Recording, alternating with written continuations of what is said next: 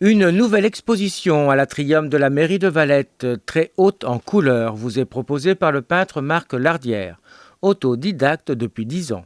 Alors, je suis venu à la peinture il y a une quinzaine d'années, en commençant à faire du figuratif, comme à peu près tous les peintres. Et puis assez rapidement, j'étais contraint un petit peu par ces formes, le tableau, ce figuratif, et je voulais me libérer un petit peu de quelque chose. Je voulais exprimer des images que j'avais en tête, des paysages. Donc je me suis mis assez vite à l'abstrait.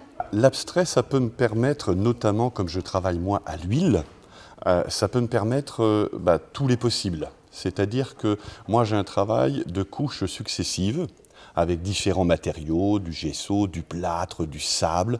Donc j'ai des temps de séchage très longs. En même temps, je peux revenir sur l'idée que j'avais première, avec des temps donc, de séchage, avec ces improvisations après, possibles. Donc ça m'ouvre toutes les possibilités à partir de l'image que j'avais au départ et la toile finale. Et donc j'ai un travail de matière, de grattage, je rajoute de la couleur, j'en enlève, je travaille au couteau, je travaille au pinceau. Donc ça me permet une liberté assez importante.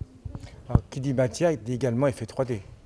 Oui, c'est un petit peu ce que je recherche aussi. C'est cet esprit-là aussi, effectivement, de ne pas avoir une surface plane seulement, mais d'avoir aussi des effets, des surprises, des fractures dans les toiles, et qu'on ait un petit peu cette impression, effectivement, qu'on n'a pas une surface plane, mais qu'on a un peu de 3D. Ouais. Même si c'est un peu difficile, on n'est pas dans la 3D, on n'est pas dans le cinéma ou dans la vidéo. Lorsque vous commencez le tableau, vous visualisez avant ou ça vient comme ça avec l'inspiration? J'ai toujours une idée à l'esprit. Souvent, c'est des rêves un peu éveillés, vous savez, entre le sommeil et le rêve. Et j'ai toujours des images, des flashs, ou une émotion. J'essaye assez vite de la retraduire sur la toile. J'essaye de retraduire cette idée, ce flash, et puis du coup, à partir de ce que cela donne, j'improvise, je recommence, je remets une couche, jusqu'à ce que cette idée, elle se stabilise, et puis après, en fonction de d'où on en est, je peux me diriger sur la couleur ou de la matière un petit peu plus. J'aime bien avoir une scénographie, ce que j'appelle une scénographie de la toile, un peu comme en théâtre, une scénographie de la toile, une composition qui me satisfasse, qui soit vraiment entre la matière, les couleurs toujours chaudes, parce que je travaille essentiellement les couleurs chaudes, qui puissent me correspondre. Je me dis, oui, c'est ça. Là, il y a un moment ou un autre, on se dit, voilà, j'y suis maintenant. Mais tout ce processus peut, par exemple, sur certaines toiles, mettre 2 mois, 3 mois, 6 mois.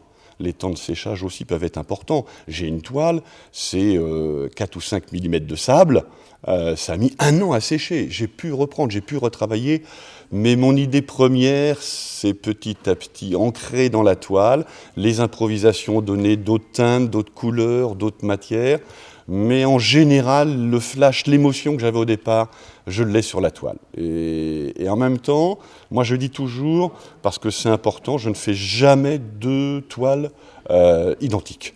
Je ne fais pas de série. Ça ne m'intéresse pas. Je ne peux pas faire des séries. Ce qui m'intéresse, c'est toujours évoluer, progresser, trouver une technique nouvelle, trouver de la matière nouvelle. Là, je commence à travailler avec une matière nouvelle en peinture, très épaisse, qu'on peut très vite lisser, ou alors qui peut donner des choses très grumeleuses.